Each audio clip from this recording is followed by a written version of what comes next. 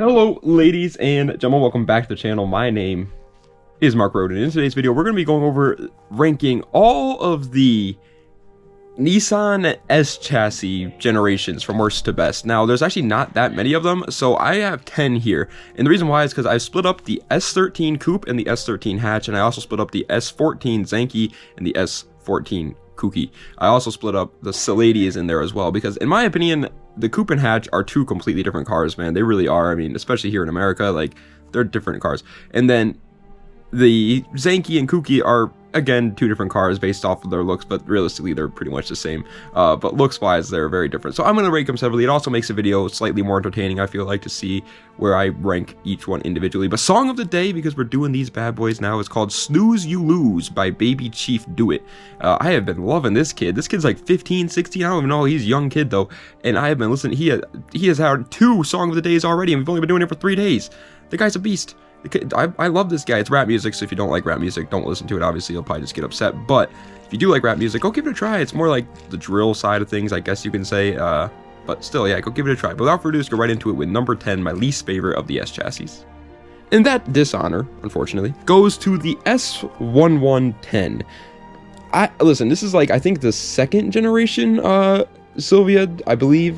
Yeah, I think it's technically the 2nd generation of the Silvia. It just looks not that great. It kind of looks like a Walmart great value version of the Toyota Soars, the old cool Soars, the Z20s. It kind of looks like a Walmart version of that. However, I will say this is a generation where they built the rally car version of it, and that thing was sick. They had like a Silvia Group B rally car, and it was honestly kind of a beast. That thing was really cool. But everything else about the car, I don't know. I don't really care for. It doesn't look. It's just kind of ugly, man. I don't know if the engine's good or whatnot, but looks wise, it is just not my cup of tea. It really isn't. The hatchback version is slightly better than the coupe version, though. I will give it that. That looks slightly better, but besides that, eh. And coming in at the number 9 spot is going to the S10. Yeah, it's pretty much the same number. It's kind of confusing. Imagine if they just kept doing that as the chassis codes. It was like S10, S1110, S1110, S11110, S111110. It would be so frustrating. But either way, the S10 Silvia is, I think this is actually the 2nd generation. Okay, yeah, so because the S110 is the 3rd gen. I think this is the 2nd generation. But it's still not that good in my personal opinion. I hate the rear end of this car. I think the taillights on this car, the way they like wrap around, is just, I'm gonna be 100% honest, straight up, but ugly. Like, it is just not cool looking at whatsoever. However, I do like the size of it a lot better than the other one. The other one had kind of like a large wheelbase. I think this car would be a lot more fun to like build up into some sort of like little race car thing. And as a matter of fact, if I feel like somebody should do that, I would love to see like one of these things, crazy wide body with some thick tires on it. It's a crazy aero, and it's like a hill climb monster. That thing would be awesome.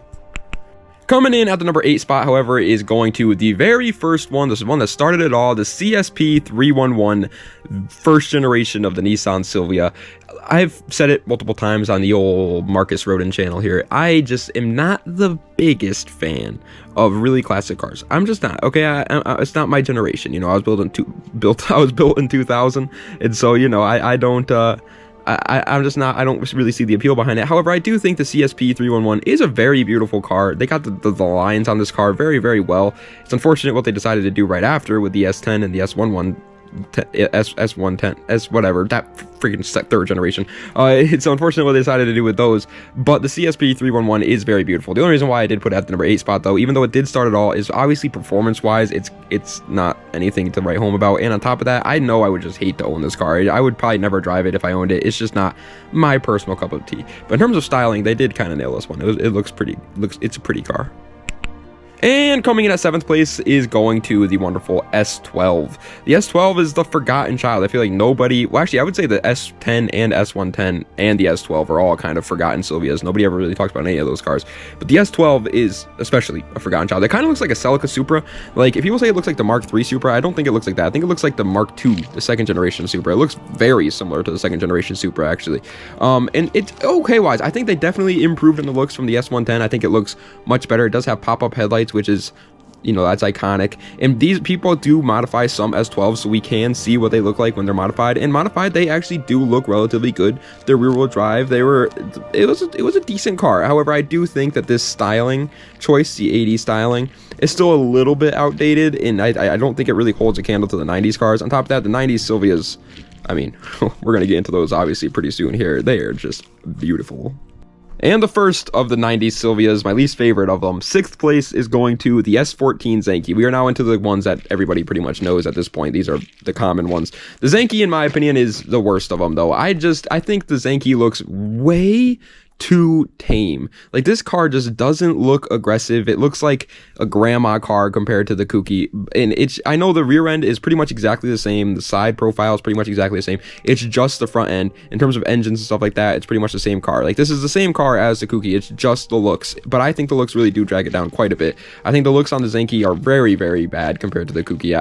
I cannot stand those headlights. I think they're just, like, I get, there are people out there that love the Zanki so much over the Kookie. To those people, I think you are Kookie. Okay, I think you are a little cuckoo for Cocoa Puffs, because I don't see how that's even remotely possible. The Zanki is not a good looking car. I don't even think it's that good looking in general, but when you compare it to like the Kookie, it's really not good looking. Coming in at 5th place, however, is one of the more unique ones. You got to be a true Silvia enthusiast to know about it. The Cady.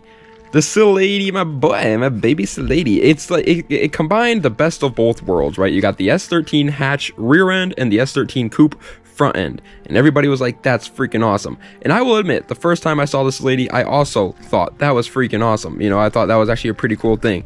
But as I'm getting, I don't know what it is, man, as I'm getting older though, I think it doesn't work as well as I thought it did. I don't know. Is that crazy? It's potentially crazy. It might be crazy talk. I might need to be put into solitary confinement for saying that. But I just think that the Cady is slightly, it just doesn't work as well as the hatch and the coupes do. Unfortunately, I just don't think so. On top of that, I don't think the Cady came with the SR20s. I don't think it was given that option. So that's another reason to draw it down a couple spots as well, if that's true. But don't quote me on that. I'm not 100% sure. But either way, I don't know. It's eh. I just realized I haven't mentioned this all the way up until this point. So I'm going to mention it now before I waste any more time. This list is just personal opinion and mainly ranking them based on how much I like want to own them. Okay, that's it. I'm not ranking these based off of like actual performance or whatever. It should be obvious at this point, but I forgot to mention that in the intro. I feel like an idiot. 4th place is the S13 Hatch. The S13 Hatch is a really cool car when it's done up, but when it's stock, it's one of my least favorites. I really cannot stand the looks of a stock S13 Hatch. On top of that, 97.356% of S13 hatches out there are absolute clobber boxes. I was about to say clap boxes. That's doing them a disservice, because they're clobber boxes. You're not giving them one of these.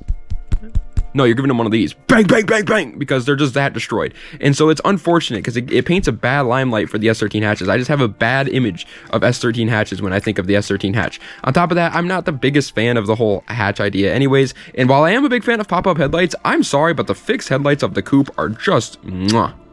Coming in at 3rd place, though, is the other one, the significantly better one, the S14 Kookie. The Kookie is just so much better, man. Also, random fun factoid about me.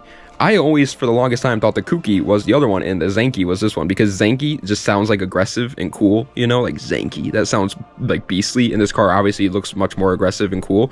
And Kookie sounds like, you know, girly and stuff, so I always thought the other one was that, because the other one looks, you know, more girly. It took me a while for me to not realize that. But either way, yeah, the Kanki's a much more aggressive one, or I just combined them. The Kanki. The Kookie is the much more aggressive one, and it looks so much better. It's pretty much the same car as the Zanki. It's pretty much exactly the same car as the Zanki.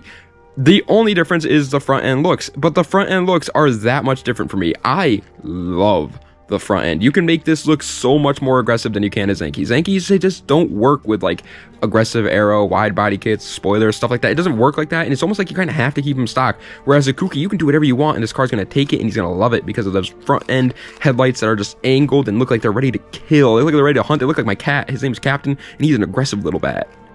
Hot take of the list. This is the hottest of takes of the list. 2nd place, though, is the S15. I would say if you took a poll, you went up to every grandma's house and you said, hey, which was your favorite of these cars? And you showed them pictures of all the S chassis out there, they would say the S15. And I think they would be part of the car community after saying that, because the majority of the car community members would also say the S15 is the best S chassis. I think it's second. I do. I love the S15. It's absolutely gorgeous. There's nothing I would change about the S15. I think it's absolutely perfect. They nailed the SR20. This is obviously the best version of the SR20 that you can get. It's best performance-wise. It looks pretty freaking good, but there's just something about the S15 that doesn't scratch that 90s itch. Like, it kind of still feels like a little bit of a 2000s car, and that's because it kind of is. I mean, they were built towards the end of the 90s. It kind of is a 2000s car, and that 90s S chassis feel, though, is, in my opinion, just slightly missing in the S15s. It's still there, you know, it's still there, but it's not as much there. Like, I feel like I can't, you know, listen to like freaking funk music in an S15. You kind of have to listen to like Creed in an S15, which is fine. I like Creed, but like, if you're not gonna, like, if you want to go into the funk, toge, mountain drifting styles, S13 might be the way to go. Which leads me into my first place. It's the S13 Coupe. The S13 Coupe is quite literally just perfection in a car. This car is unbelievably sexy. It is wonderful. The SR20 was amazing. They're great drift cars, and the best part about them, they're one of the cheaper ones. I mean, they're not the cheapest, obviously. That's probably, I would say the S13 Hatch is still probably the cheapest S chassis, but they're one of the cheaper ones. And you can beat on it and not feel guilty. Like, that's another thing with the S15. I am not a rich man. Okay, I'm not. You guys, I make money on YouTube. You can go look at my views, and then you can do the math yourselves. That's how much money I make. I'm not a rich man, okay? I would feel so guilty if I, like, even just accidentally, like, got a bug on the windshield of an S15. I'd be like, no, time to sell it, it's totaled. But with the S13, I would be able to beat this thing up all the time and not care about it. It'd be so much fun. It's lighter than the S15s. It is just such a, and I love the front end on S13 coupes. They're just so good. You see the front on an S13 coupe and don't think it looks good, you might be blind. Like, there's a good chance you're blind. It's the best S chassis. I'm willing to die on that hill. But ladies and gentlemen, that is the end of today's video of the ranking all the S chassis cars from worst to best. I hope you guys enjoyed. If you did, please be sure to like, comment, and subscribe to the channel for more content. Just let me know what videos I'd like to see in the comment section down below. And I have a tip. I have two tips, but I have one tip that I wanted to tell you guys, share with you. If you're a person of my caliber who for some reason has the worst sleep schedule of all time, I had the worst. I was falling asleep. You guys are gonna absolutely make fun of me. I was falling asleep at 6 a.m. and waking up at like 2 p.m. Not even joking. I'm not even yanking your chain. Okay, like, that was how bad my sleep schedule was.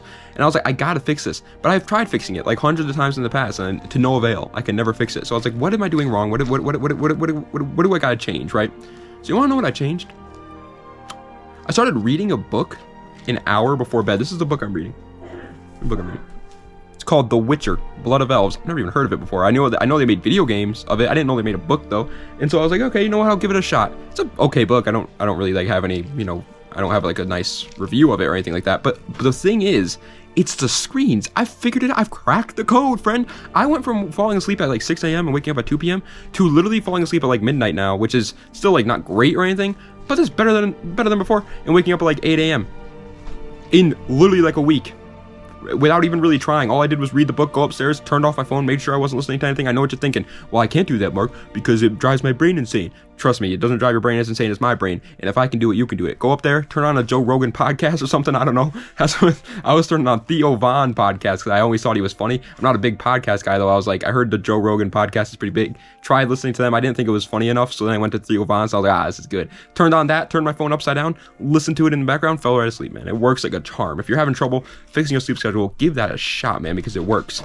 Okay? And in return, all I ask is for you to give me a tip on how to stop freaking forgetting things. I've talked about this in many videos. Dude, I forget things all the time. This is probably so random for people that are new to this channel, but yeah, at the end of my videos, I like to just rant randomly and just talk to you guys. So for those who don't know, this isn't random. But either way, yeah, give me some tips and tricks on how to freaking stop forgetting things, because it drives me insane, dude. I forget things straight away. I feel like I have dementia. Either way, thank you guys so much for watching. I do appreciate it. Das Vidania, and have a nice night.